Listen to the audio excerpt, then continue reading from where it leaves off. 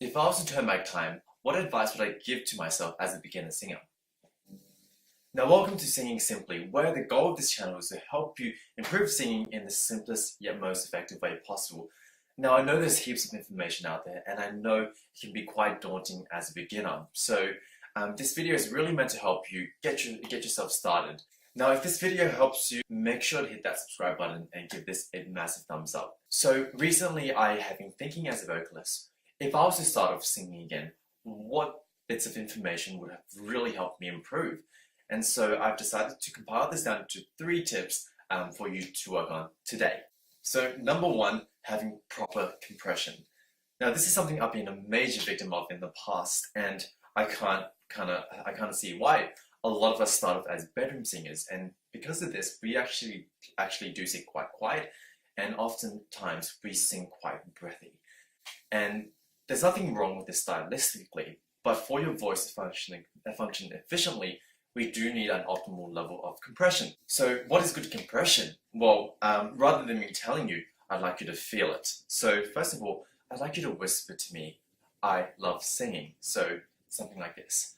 I love singing. Now, your turn.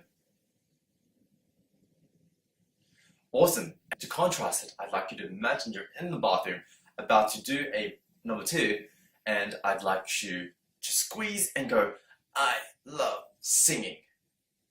Your turn. Awesome. So what was the difference that you noticed? For me personally, the first one felt very, very airy. There's nothing to lean onto and there's no power. Whereas contrasting to the second one where I was on the bathroom, I was squeezing a lot and it didn't really feel comfortable in my throat either. Well, the sweet spot for this is actually right in the middle. You don't want to be overly breathy, nor do you want to be overly squeezed. And you've probably heard this many, many times, but how do we do it?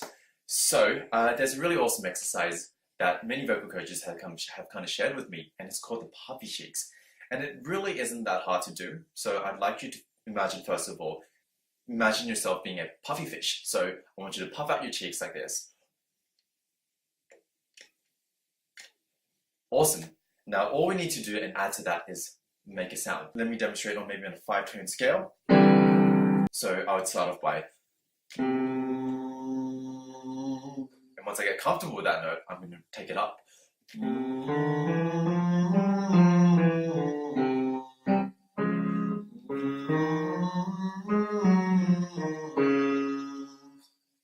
Easy, right? The point of this exercise is it really helps you hold back your air so you're not, first of all, being too airy and you're not overly squeezing. The way you apply this to maybe a song is ultimately opening this up into a vowel. So use this puffy cheek to build some pressure, to really get comfortable with what is good compression and try to replicate that into a song. So for me personally, one song I've been recently working on is Home by Michael Bublé. And so if I find something very difficult and I might be a bit too breathy or a bit too squeezed, all I need to do is just jump into puffy cheeks. So I might do something like this.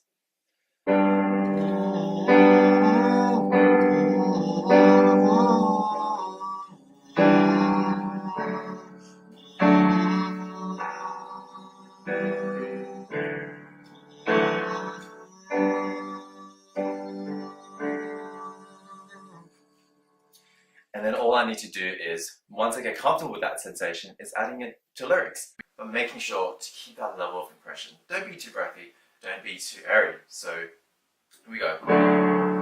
Another summer day has come and gone away in Paris and Rome, but I wanna come home. I've got to go. Awesome. So this is tip number 1, make sure to have good compression. So tip number 2 is balancing out your sound. Have you ever been told that you need to brighten up, you need to lighten, you need to sing a bit from a higher spot, or in the contrast, you need to sing warmer, you need to add some roundness to your tone? Now when I started singing, I started off with a very dopey tone, so I would always sing with a tone like this. Another summer day has come and gone away, Paris and Rome. Well, I'm kind of exaggerating there. it sounds a bit off. Nothing's crazy wrong with it, but it doesn't sound like my voice. And so I went to teachers, and what they suggested is add some brightness, be more nasty, add a bit of a ping to it. And so I worked super hard, and I did it. And this is the end product. Another summer day has come and gone away in Paris and Rome. So obviously that didn't sound that great either. While some people don't mind that excessive pinginess, I personally don't like it myself. I like to have a bit more balance in it. So I'd like to show you guys how, and I'd like to start off first by getting you guys to once again feel the difference. So first of all, being very, very nasty and bright, and also contrasting that to be something a bit more dull and a bit more overly dopey, and then we'll find the sweet spot in the middle. So starting off, I'd like you guys to start off with a nasty and G. And for the guys, I'd like you to start down here. And for the ladies, just simply sing this on the scale above. And we're going to do this on a 5-tone scale. So I'm going to start off very nasty.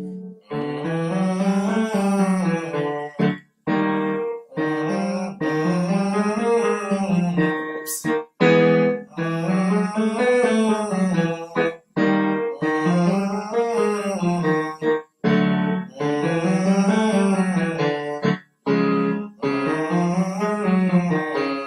Now I want to contrast it with the dopey side of things. So on the very other side of the spectrum. So once again, on the exact same scale, I'd like you guys to go start off on a whoa, whoa. Make it as dumb and dopey as you can. For example, start off here. Whoa, whoa, whoa, whoa, whoa, whoa, whoa, whoa. Whoa, whoa, whoa, whoa, whoa, whoa, whoa. And for ladies, the octave above. Cool. Coming back down. Whoa, whoa, whoa, whoa, whoa, whoa, whoa. Whoa, whoa, whoa, whoa, whoa, whoa, whoa, whoa.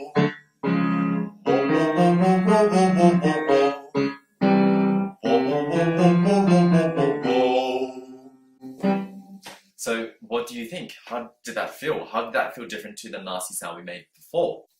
Now the major difference from me is where the sound kind of feels like it's buzzing for me.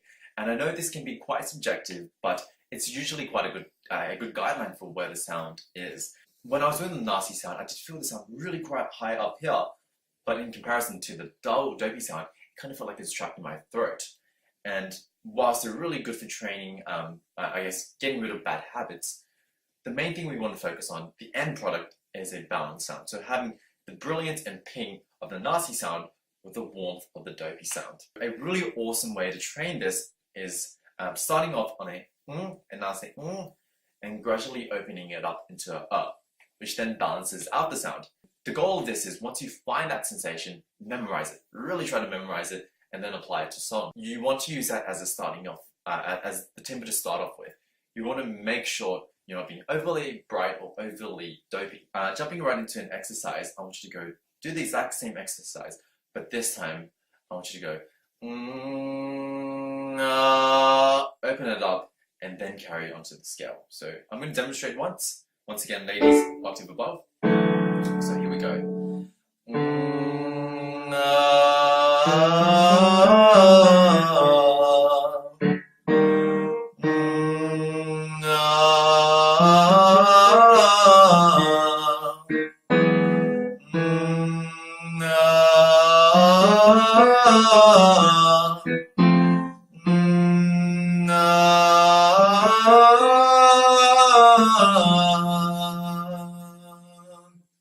Sweet. So that is pretty much what we need to be doing. Finding that sweet spot in the middle. So having that awesome ping and having the warmth and resonance coming from the dopey sound. Now the third point I'd like to touch upon is tension. And it's very important to distinguish the two types of tensions. Now we've got good tension and we've got bad tensions. So the good tension goes back to what we were talking about before, having optimal chord compression and also having wonderful support from your diaphragm, making sure that it's really supporting the note. And there are bad tension, and I've been a massive victim of this. And for a lot of singers, novice to even professional singers, there's a tendency to bring your jaw forward. And whilst this might look really awesome on stage, it doesn't really help your voice too much. And I'm going to quickly demonstrate what this does to your voice when you start protruding forward. So on a very easy note, A3, I'm going to turn my profile to the side, and I'm going to go ah. So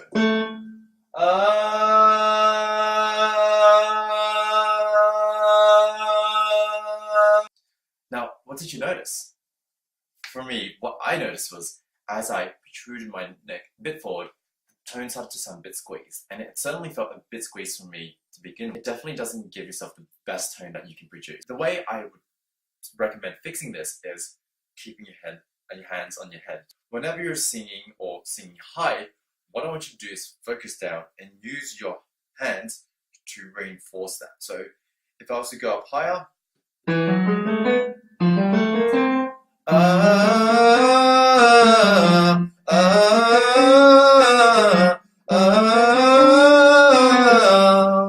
right, my head's not moving. But notice as soon as I lift up my neck,